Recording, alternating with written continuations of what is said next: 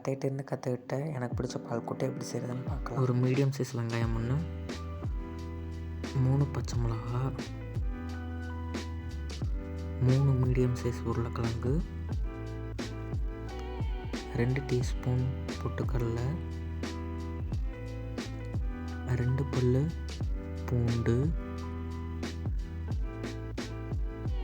ஒரு அரை மூடி தேங்காய், மொச்சை ஒரு கை,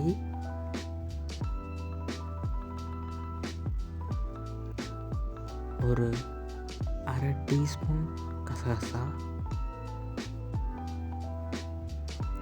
இப்போ ஆரம்பிச்சிடலாம். ஒரு 3 டேபிள் ஸ்பூன் தேங்காய் எண்ணெய். அடுப்பை மீடியம் ஃப்ளேமில் வச்சுக்கலாம்.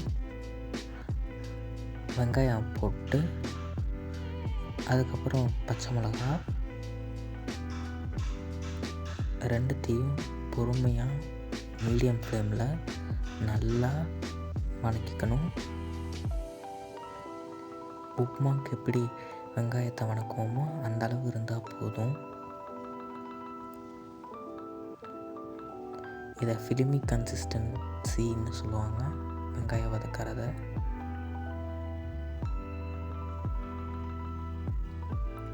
ஒரு 2 அல்லது 3 நிமிஷம் நல்லா வதக்கினதுக்கு அப்புறம்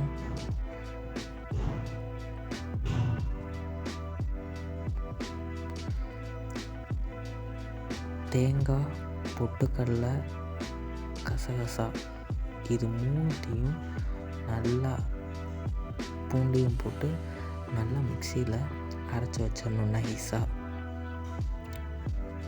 அதை பக்கத்தில் வச்சுக்கிட்டு எடுத்து இப்போ போடுறோம் இந்த பேஸ்ட்டை.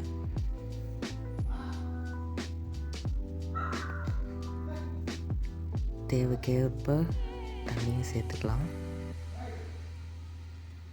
கூட்டு எந்த அளவுக்கு கெட்டியமாகவும் தண்ணியாட்டம் இருக்குமோ உங்களுக்கு டேஸ்ட்டுக்கு ஏற்றாப்புல வச்சுக்கலாம்.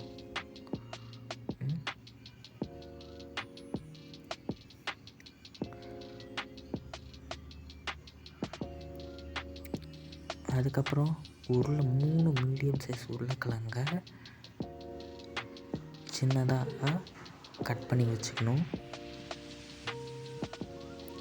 இந்த அரவை நல்லா கொதிச்சங்கப்புறம், அதாவது கரெக்டாக மீடியம் ஃப்ளேமில் வச்சு ஒரு 4லேருந்து ஒரு 5 நிமிஷம் சிம்மில் லைட்டாக அப்படியே மெல்லமாக கொதிக்க விடணும். கெட்டியான பிறகு உருளைக்கிழங்கு மொச்சையும் நாம் எடுத்து போட்டுருணும். இன்னொன்று, மொச்சை ஏற்கனவே வேக வச்சதாக இருக்கணும். நான் முன்னாடியே மொச்சையை வேக வச்சுட்டேன், அதனால் இப்போ போட்டுக்கலாம், பிரச்சனை இல்லை. மொச்சையும் அதே மாதிரி தான் கொஞ்சம் தனியாக உப்பு போட்டு மொச்சையை வேக வச்சுக்கலாம். அதுவும் நான் ஒரு கை சொல்லியிருக்கேன், உங்களுக்கு வேணும்னா இன்னொரு ஒரு கை வேணால் கூட போட்டுக்கலாம் மொச்சை பிடிச்சிருந்ததுன்னா. அதுக்கு பதிலாக பட்டாணி கூட சேர்த்துக்கலாம். இப்போ உப்பு போட்டுக்கிட்டு அது நல்லா ஒரு 2 நிமிஷம் நல்லா வதக்கி கொதிக்க விடலாம்.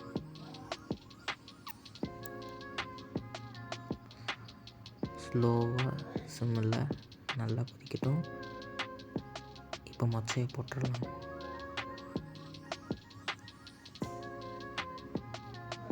நல்லா மொச்சையை போட்டு அதை ஒரு நிமிஷம் கொதிக்க விட்டணும். அதுக்கப்புறம் நாம் உருளைக்கிழங்கு சின்னதாக கட் பண்ணி வச்சுருந்ததை அதை சேர்த்திக்கலாம். ஒரு 2 நிமிஷம் மொச்சை கொதிச்ச உடனே உருளைக்கிழங்கு போட்டுக்கலாம்.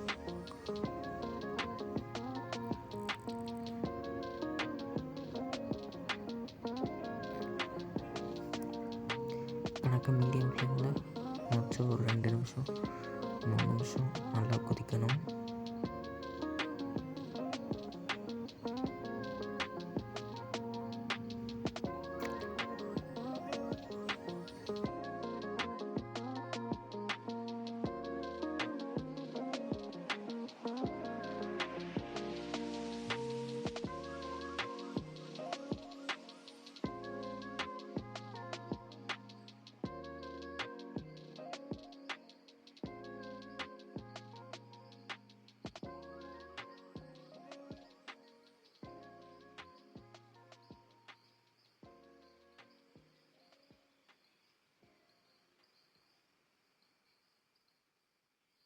இப்போ கட் பண்ணி வச்சுருக்கிற உருளைக்கிழங்க எடுத்து இப்போ போட்டுக்கலாம். அந்த உருளைக்கிழங்கு நல்லா கலக்கி விட்டு இப்போ எவ்வளோ தண்ணி வேணுமோ அதோட கெட்டியத்துக்கு ஏற்ப நாம் தண்ணி ஊற்றிக்கலாம்.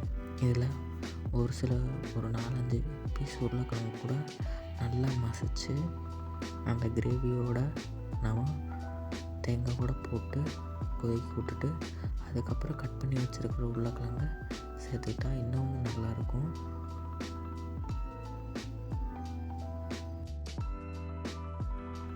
இப்போ தேவைக்கேற்ப தண்ணி ஊற்றி ஒரு 4-5 நிமிஷம் நல்லா அதை மீடியம் ஃப்ளேமில் வச்சு கொதிக்க விட்றோம்.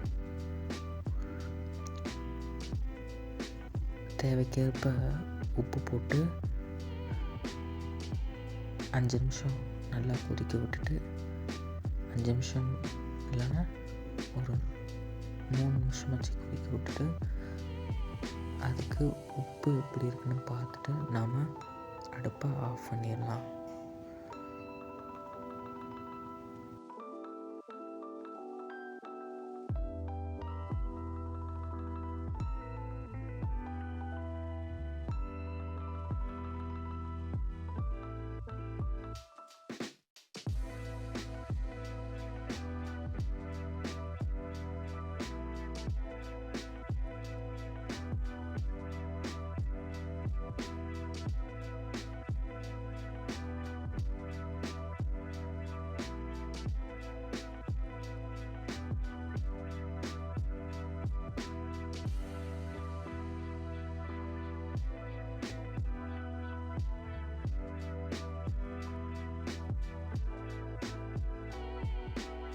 இப்போ உப்பு பார்த்து முடிச்சுட்டு இப்போ பிளேட்டிங்க்கு எடுத்து வச்சிடலாம்.